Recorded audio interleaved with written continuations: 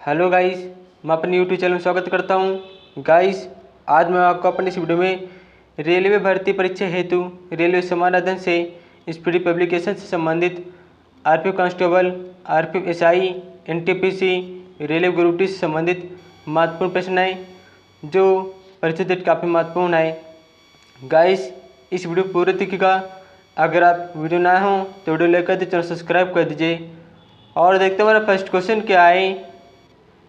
पर्यावरण, पृथ्वी पर पाए जाने वाले भूमि, जल, वायु, पेड़ पौधे एवं जीव जंतुओं का समूह जो हमारे चारों ओर है, क्या कहलाता है?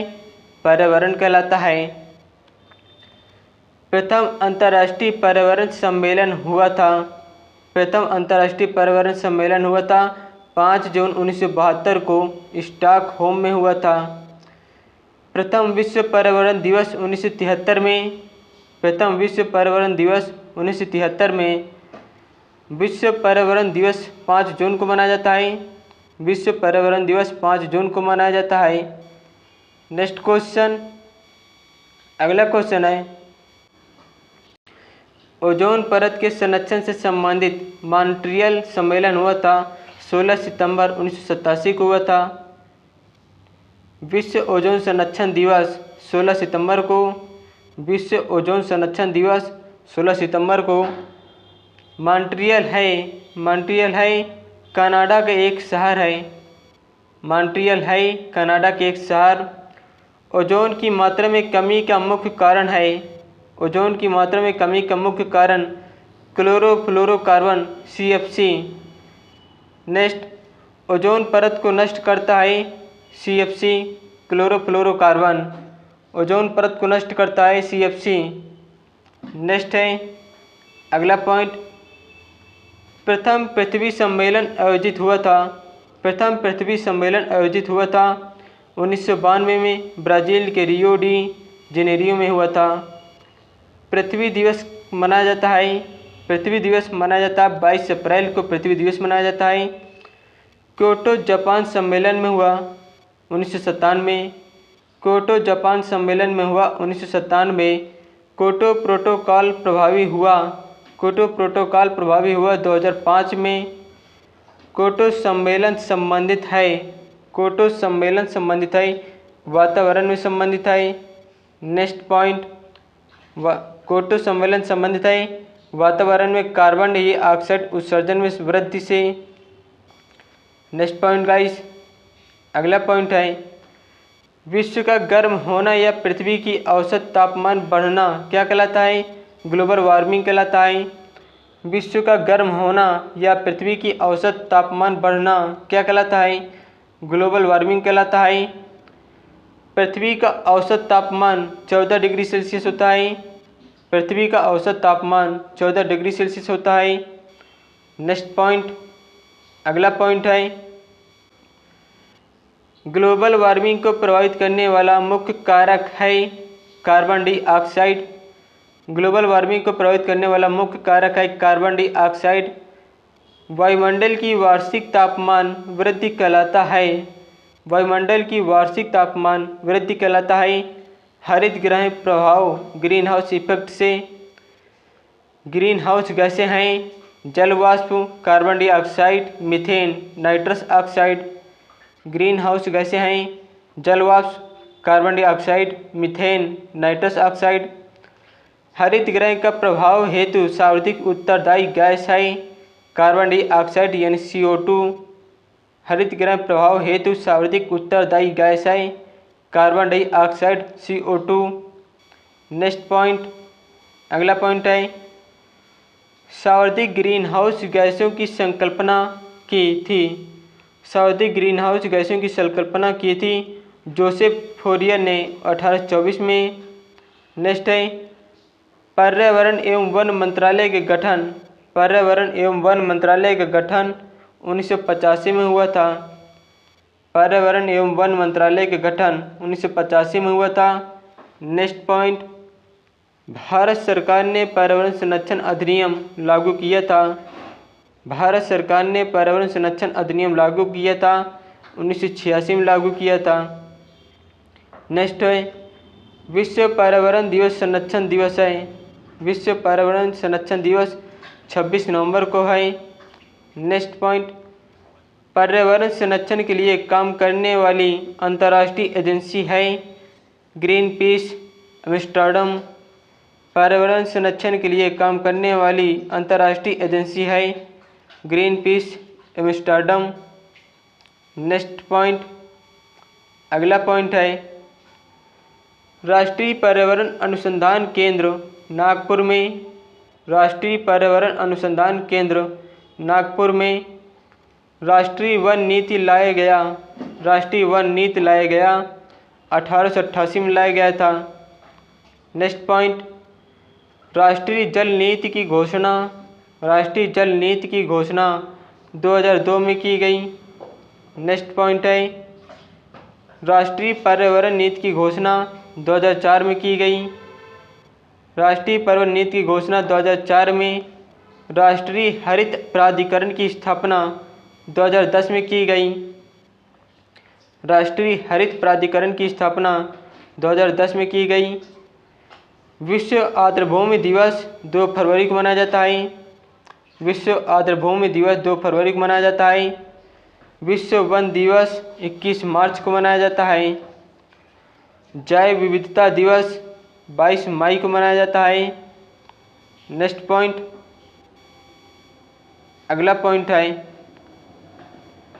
रेड डाटा बुक जारीकर्ता IUCN संबंधित है विलुप्त या संकटग्रस्त जीवों से। IUCN का मुख्यालय ग्लैंड स्विट्जरलैंड में है। IUCN का मुख्यालय ग्लैंड स्विट्जरलैंड में है।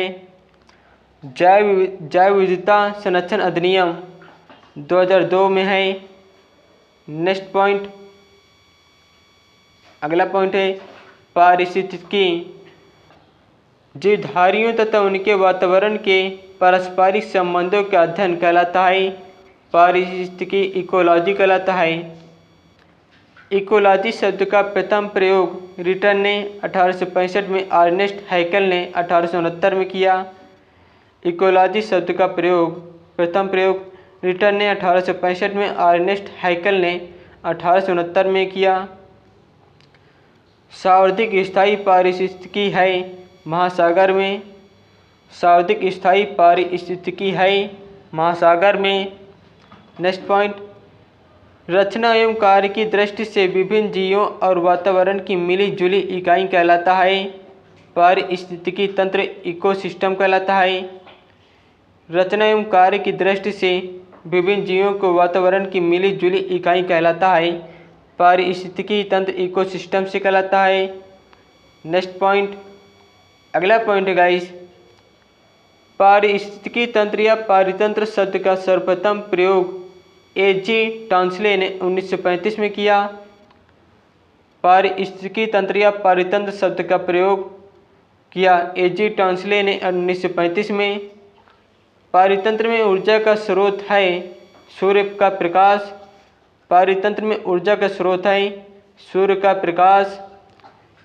पर्यावरण की कार्यात्मक इकाई पारितंत्र होती है।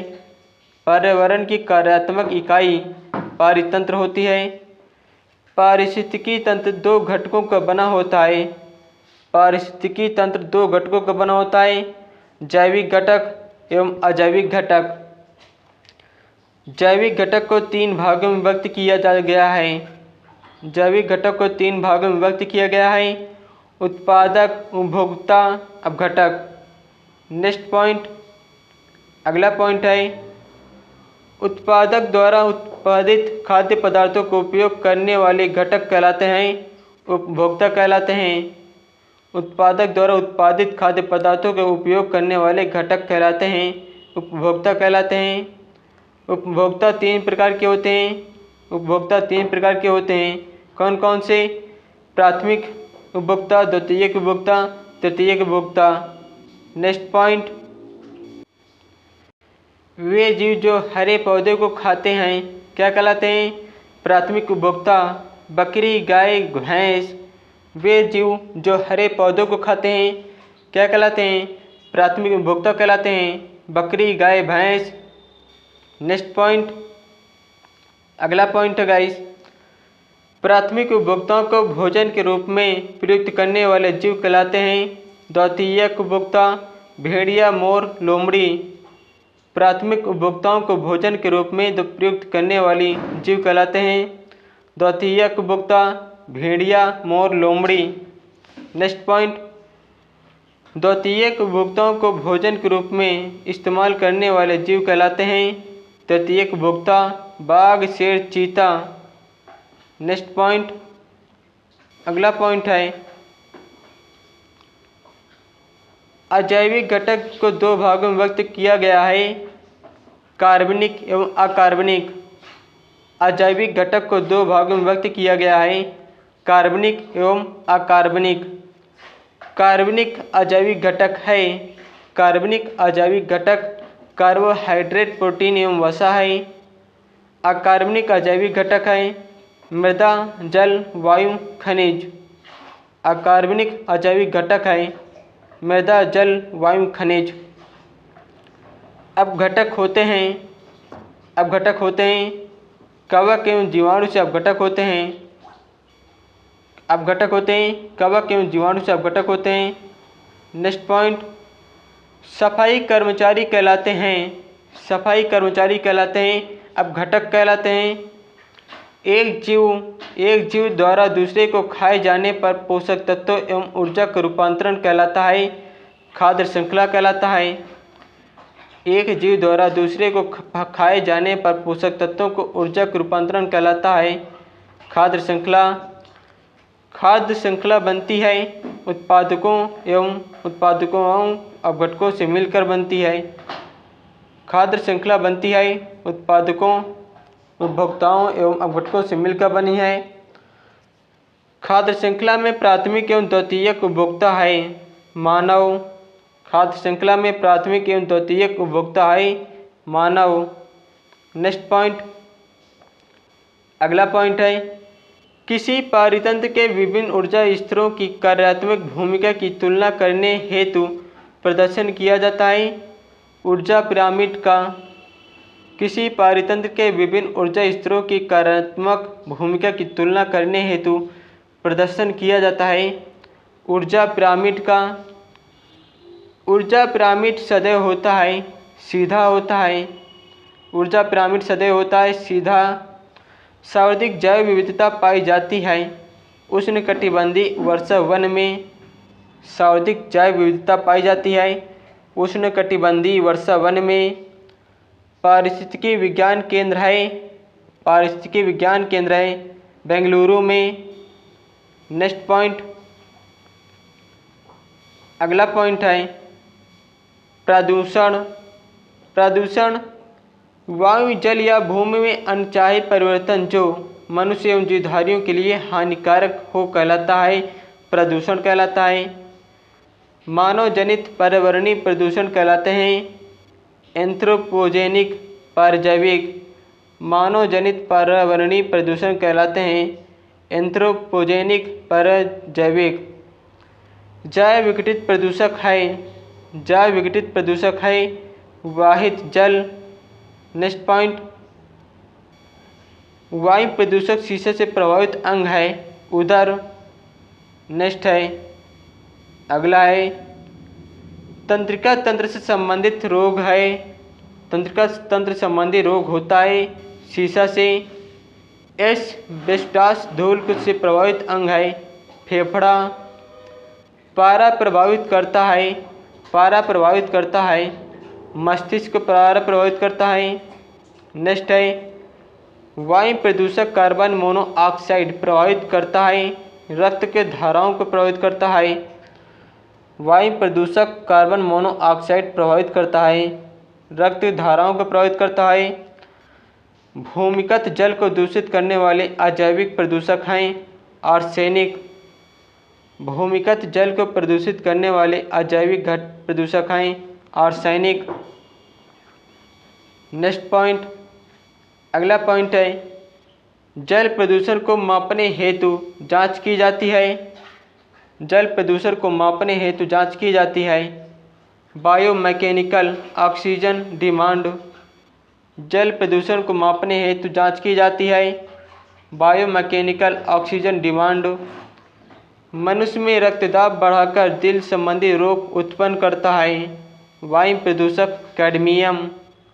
मनुष्य में रक्तदाब बढ़ाकर दिल संबंधी रोग उत्पन्न करता है। वायु प्रदूषक कैडमियम। ब्राउन एयर शब्द का प्रयोग किया जाता है। ब्राउन एयर शब्द का प्रयोग किया जाता है प्रकाश रासायनिक धुआं के लिए प्रयोग किया जाता है। पीएम तथा एसपीएम संबंधित है प्रदूषण से। पीएम तथा एसपीएम संबंधित है प्रदूषण से। नेक्स्ट क्वेश्चन, अगला पॉइंट है पीएम का तात्पर्य है। पीएम का तात्पर्य particular matter. Next point, SPM का तात्पर्य सस्पेंडेड पार्टिकुलर मैटर। एसपीएम का तात्पर्य सस्पेंडेड पार्टिकुलर मैटर। नेक्स्ट है वायु प्रदूषक है। वायु प्रदूषक carbon monoxide, sulphur dioxide, hydrogen sulphide. Next point, अगला पॉइंट है 3 दिसंबर 1984 को भोपाल की यूनियन कार्बाइड फैक्ट्री में किस गैस का रिसाव हुआ? Methyl isocyanate MIC। 3 दिसंबर 1984 को भोपाल के यूनियन कार्बाइड फैक्ट्री में किस गैस का रिसाव हुआ था?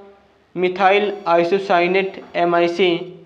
नेक्स्ट है मिनीमाता रोग होता है। मिनीमाता रोग होता है पारायुक्त जल से होता है। नेक्स्ट है मिनीमाता रोग सबसे पहले हुआ जापान में। मिनीमाता रोग सबसे पहले हुआ जापान में। नदियों में जल प्रदूषण की माप की जाती है ऑक्सीजन की खुली हुई मात्रा से। नदियों में जल प्रदूषण की माप की जाती है ऑक्सीजन की खुली हुई मात्रा से।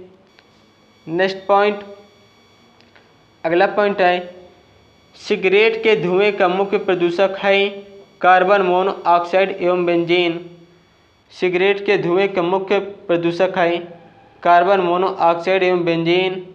नेक्स्ट पॉइंट, केंद्रीय प्रदूषण नियंत्रण बोर्ड है। केंद्रीय प्रदूषण नियंत्रण बोर्ड है दिल्ली में। नेक्स्ट पॉइंट, जल संरक्षण एवं प्रदूषण नियंत्रण अधिनियम बना। जल संरक्षण एवं प्रदूषण नियंत्रण अधिनियम बना 1974 में बना।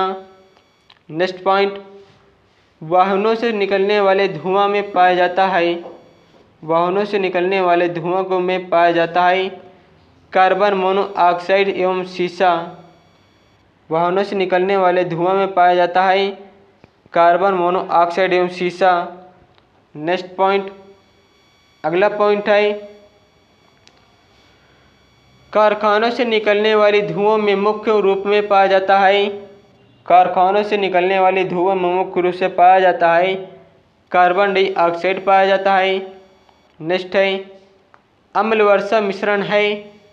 अम्ल वर्षा मिश्रण है सल्फर डाइऑक्साइड का मिश्रण है। नेक्स्ट पॉइंट, SO2 एवं नाइट्रोजन ऑक्साइड अम्ल वर्षा मिश्रण है सल्फर डाइऑक्साइड SO2 एवं नाइट्रोजन ऑक्साइड NO का। नेक्स्ट पॉइंट, अम्ल वर्षा के रूप में पृथ्वी पर गिरते हैं।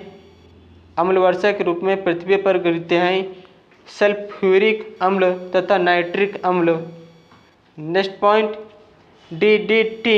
DDT होता है अजैव अपघटनीय प्रदूषक। DDT होता है अजैव अपघटनीय प्रदूषक। नेक्स्ट पॉइंट, अगला पॉइंट है संगमरमर से निर्मित ऐतिहासिक इमारतों को हानि पहुंचाता है सल्फर डाइऑक्साइड। संगमरमर से निर्मित ऐतिहासिक इमारतों को हानि पहुंचाता है sulphur dioxide. Green sulphur green muffler संबंधित है। ग्रीन मफलर संबंधित है ध्वनि प्रदूषण संबंधित है। चावल के खेतों से निकलने वाला प्रदूषक है मीथेन। चावल के खेतों से निकलने वाला प्रदूषक है मीथेन। दोस्तों, अगर आपको मेरे वीडियो का अच्छा लगता हो इस वीडियो लाइक कर दीजिए, चैनल सब्सक्राइब कर दीजिए। जय हिंद, जय भारत। हम जय महाराष्ट्र बोलते हैं।